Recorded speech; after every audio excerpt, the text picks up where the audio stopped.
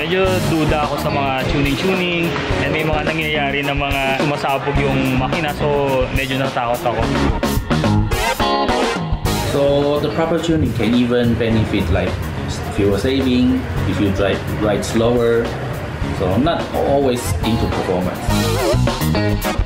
All the power results you estimate it to have must be confirmed with dyno, then you know what it really happened, but not just estimate or you can test with your body, but it's not accurate.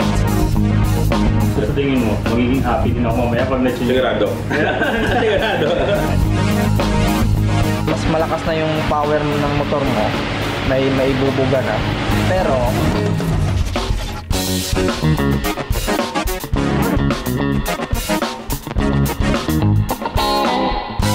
alright, what is up guys? So welcome back for our another video. May ride tayo ngayon, pupunta tayo ng Bacolod. Alis ako ng maaga, actually 5 yung sakay ko ng Roro papuntang Bacolod. So we need to be early kasi marami pa tayong mga asikasuhin doon bago sumakay. Pero syempre before that, papagas muna tayo. Hinihingal ako sa init, grabe. Pupunta tayo sa Bacolod kasi magkakaroon ng product launching yung Alien Tech doon sa Monkey Garage. And then so ayun, yung pupunta natin doon dahil isi-tune nila si 7. So yung pakiramdam niya for sure parang bagong motor na naman. Full tank, 61 na yung gas, 61.45.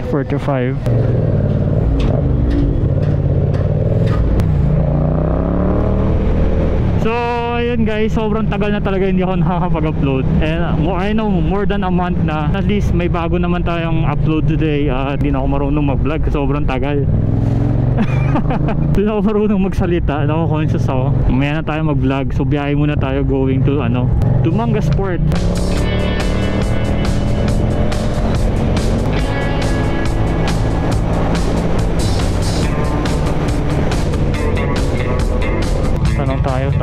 Tanong. Boss, excuse me, papuntang Duwanga Sport? Diretso? Aliko, di ba, Oh, sige. Thank you Okay lang ako pero hindi ko naintindihan kasi dalawa sila nagsasalita. Head southwest, then turn left. Meron pala akong Google Map, nakalimutan ko. Actually hindi talaga ako na Google Map. Ngayon lang kasi hindi ko talaga matandaan yung daanan. Ito na, port na nga. Daan muna tayo ng Coast Guard. Alright, mabilis lang, we're done. Tapos parang terminal fee na naman. Ako muna ng terminal fee. gate 2 right side. Salamat. Ito na tayo sa kuha natin ng ticket. Thank you. Lapit na tayo dun sa malapit sa barko. Buti hindi maaraw.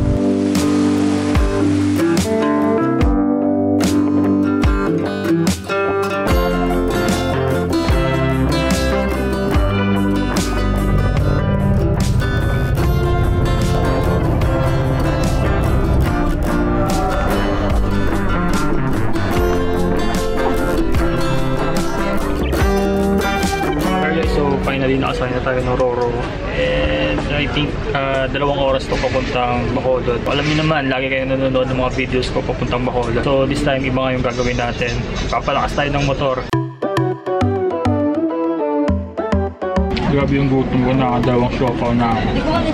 Gutom na gutom ako, grabe.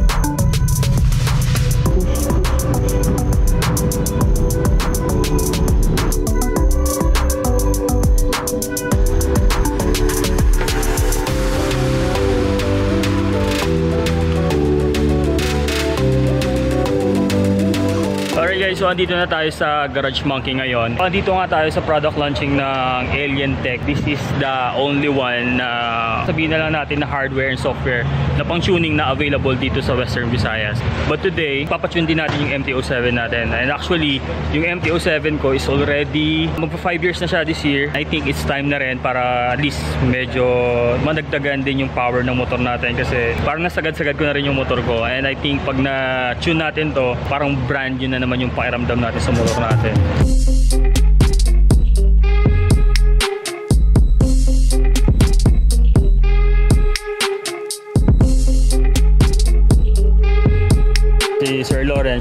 mga trained ng Alien Tech na para mag-tune ng mga motor. Ayun, kasi may question ako kasi dati medyo medyo duda ako sa mga tuning and may mga nangyayari na mga sumasabog yung makina, so medyo natatakot ako. And syempre, yung mga big bikes medyo pricey yan and nakakatakot na masabugan ng makina. Pero napag-usapan kasi namin dito na very safe yung Alien Tech gamitin pang tuning. Kaya naging interesado ako, kaya magpapatune tayo ng motor. Ngayon, alamin natin kung bakit safe. Ayan, tatanungin natin si Sir. Sir, bakit safe yung Alien Tech gamitin for tuning? Si Alien Tech, from this device built-in, meron siyang limiter. Kumbaga, kahit sasagad mo yung tune, let's say, you can go over the limit of the factory setting. Let's say, sa factory, sinasabi ito yung pinaka-top peak power.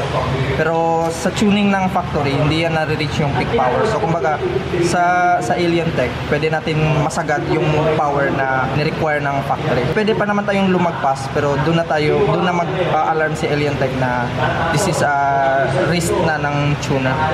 Okay. So, kaya siya naging safe kasi parang nililimit din ni Alien Tech na hindi sumabog yung makina. Yes. Kasi so, ibig sabihin pala, yung sumasabog na-over sa mga horsepower yung pag-tune. Hindi na niya kinaya yung, let's say, sumusobra ka na sa hangin sa fuel, hindi na kinaya ng engine mo. Kaya automatically, maano na yan ng Alien Tech na, oy, sumusobra ka na, limit na to. Ito na yung sagad ng makina. Oo. Mo nang isasagad pa. Okay. Yun, magandang information yun, sir, para at least aware kami na tulad ko dati na natatakot din magpa-tune. Kaya very na ako ngayon, confident na ako magpa-tune because of Alien Tech. Ayun guys, sabi ko kanina, dito pa lang yan sa Bacolod or in Western Visayas, di ba? Oh, Visayas. So buong Visayas. So hindi lang pala Western Visayas, halos buong Visayas. Si Alien Tech, first time na magkaroon dito. And hopefully, dahil taga-Rojas tayo, hopefully makapag-set din sila ng mga motorcycle, ng mga big bikes or small bikes na gusto magpa-tune. Kasi pwede small bike tsaka big bikes, diba? So same sa small bikes, ganun din yung proseso niya. Yes. So ngayon, nag-i-start na si Sir mag-tuning ng ZH2. Ayan, di natin maintindihan yan. Sila lang nakaka-alam yan. So ayan, parang may dina-download ba yan? Actually, pina-flash ko na. Yung file na chinon ko, nilalagay ko na. Pinapasok na sa ECU ng ZH2. Ayun. Tingnan nyo.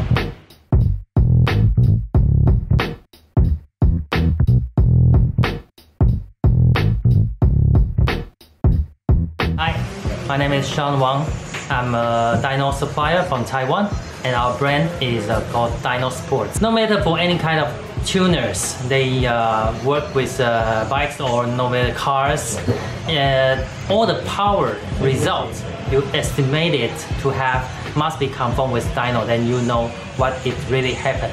But not just estimate or you can test with your body, but it's not accurate. Our dyno was designed and manufactured in Taiwan, but our technology is from Europe. So all the precision, accuracy is the same as all the product you import from Europe. But our product has better cost performance ratio than in other countries' import products. And our best product of our dyno will be soon installed will be in Monkey Garage. So you can come here and enjoy the performance of it. Thank you.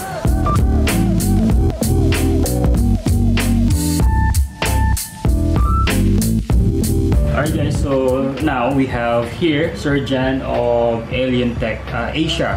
And I have some few questions about this tuning. So my first question is this. Can you address the misconception that tuning a motorcycle always increases engine stress and reduces its longevity? How can proper tuning actually benefit the engine's lifespan? Tuning a motorcycle ECU, it always depends on the software that you're using. So unlike Alien Tech, our software always has protection and the logic on tuning is different. If you're using Alien Tech, like ECM, when we tune, we usually change the target or change the air-fuel ratio. The bike tunes itself. When we are talking a while ago, you mentioned that there's a difference on tuning on a Japanese bike and European bike. So what are the differences? Because European bike has very advanced oxygen sensor, we call that wideband sensor, and also NOx sensor that Japanese bike doesn't have. So with European bikes, just like what I said a while ago, it's very safe to tune because we adjust the target. We increase the like torque limiter, we what's that, rep limiter, all those, we increase the limiter. Then we set the air fuel ratio that we want.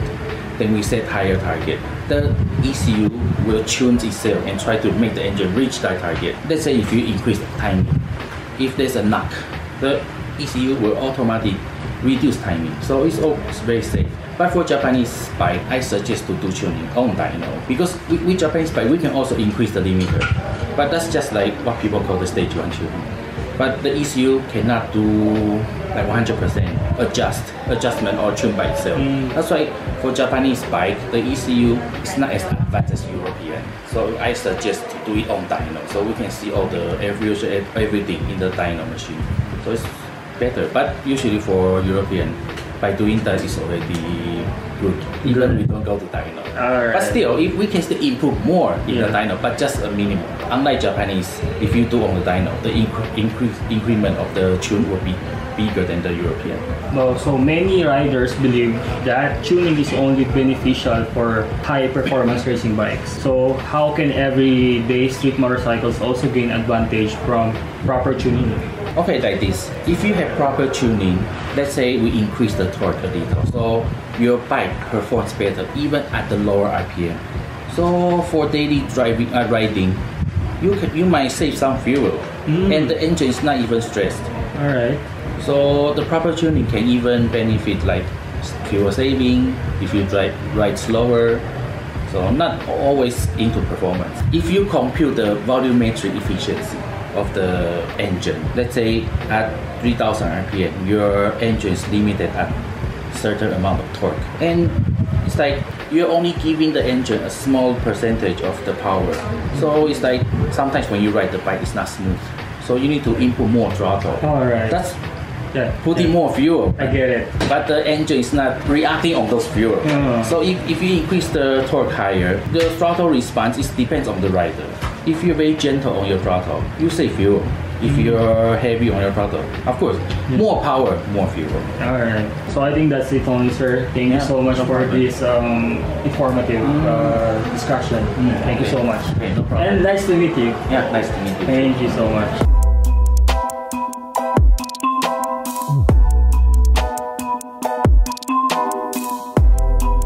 Kasama natin si Boss Agno, siya yung may-ari ng Garage Monkey.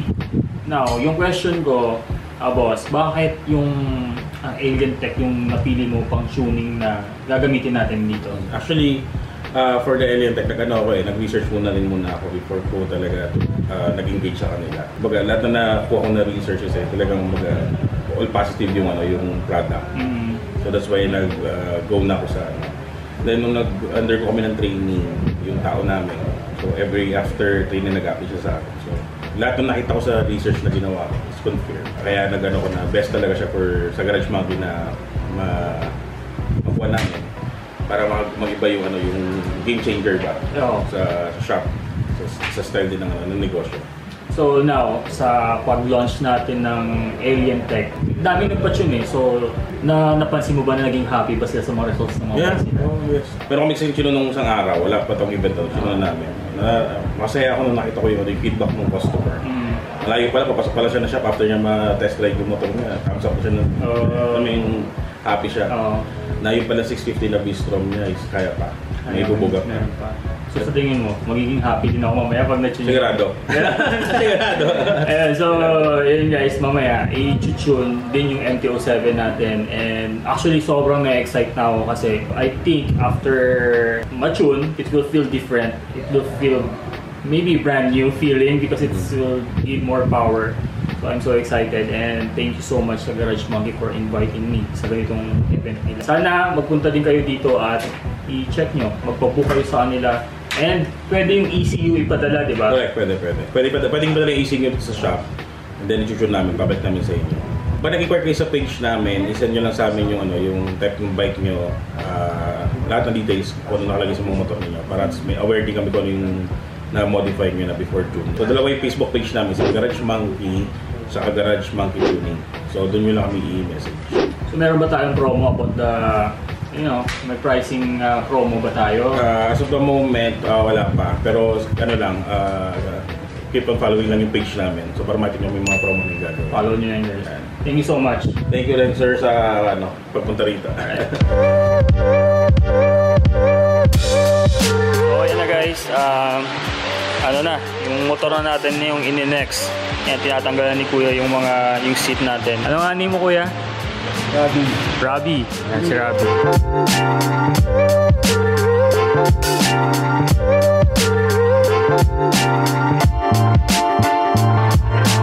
So parang ano ngayon yung hinahanap mo dyan? Kumbaga sa sitwasyon ng motor, pagkapiga mo ng throttle, hinahanap ko yung tamang spark kung kailan siya mag-spark yung spark plug natin. Ah, okay. So ano mangyayari ngayon dyan? So bali full throttle at higher RPM, mas malakas na yung power ng motor mo, may maibubuga na. Pero lang, ang downside doon, malakas sa gas. Pero bibirit si motor. Yun lang. Patay tayo dyan. Pero hindi naman ganun kalaki talaga yung difference sa gas. Actually, nasa mga ano lang siguro mga 3 to 4% na increase natin doon sa fuel na delivery natin. Ay, okay lang. So, pumapasok na guys yung sinet-up na tune para sa motor natin. Alright guys, so tatry na natin yung motor natin, bagong tune. So, hindi ko alam kung paano saan ako pupunta, basta kailangan i-feel lang namin ngayon. Sige nga. Daming sasakyan men, pero hindi naman kailangang biritin talaga. Kaya lang i-feel ng konti.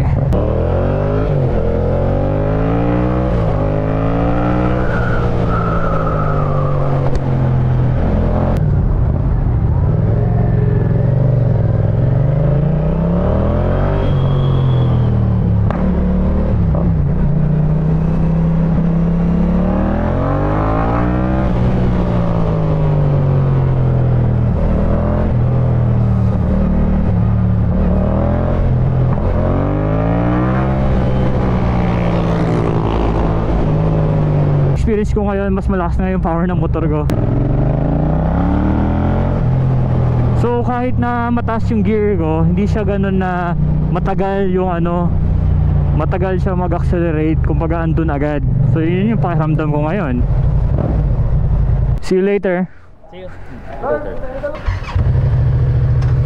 So ayun pala guys, yung dinagdag sa motor natin na power is 3%. Bukas magkakaalaman kami nito. So ayun nga, 3% yung dinagdag. So bukas after ng ride, kung gusto ko pa dagdagan, pwede pa talaga.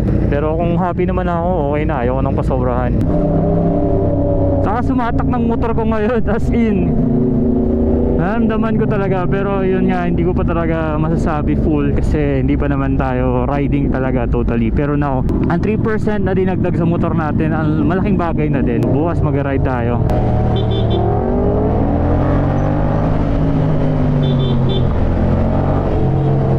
So balik tayo sa hotel. Thank you. Okay na to? Okay, sige. Alright, hotel na tayo guys. Thank you. Alright, so dito na tayo sa room ngayon guys. So I think dito ko natatapusin yung video natin kasi gusto ko yung video natin is more on focus sa pag-tune ng motor natin, and yun, makakuha tayo ng mga idea about sa tuning. So tomorrow mag-ride kami, so that will be our next video na lang. So bye guys.